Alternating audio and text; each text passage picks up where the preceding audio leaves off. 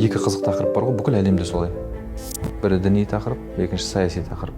Әсіресе қазір геосаясат деген нәрселерден кішкене әлемде не болып жатыр, сол жағынан сауатын арттыру керек сияқты халықтың.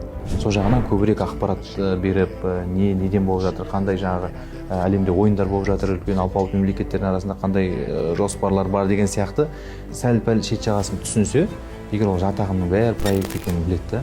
Жалпы ағымдар енді діни философиялық және діни саяси болып основной екі бағытқа бөлінеді ғой. Діни философия енді көбінесе жаңағыдай тек кейбір сөздердің мағынасына немесе жаңағы ақидалық терминдерге таласып солай жүреді ғой. Ал діни саяси ағымдардың ең алғашқылары біз харижиттер деп білеміз ғой. Тарих өз-өзін қайталайды дейді ғой. Әлі сол келе жатыр. Бізде де мысалы Хизбут Тахрир қаяқтан шықты.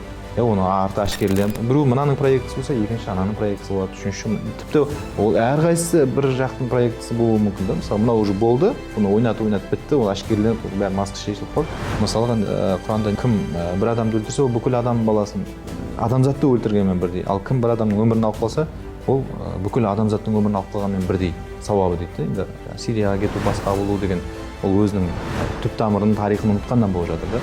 Сөйтті де ол кез келген жат ағымның нысанасына айналып кетті оп-оңай. Неге? Өйткені оны ұстап тұрған еш нәрсе жоқ та. Тілді білмегеннен кейін сен жаңағы басқа қай тілде сөйлейсің, сол тілдің саған беріп жатқан трактовкасын түсінесің да. Саған қандай тарих болғанын қалайды, олар сондай тарихты береді мысалы.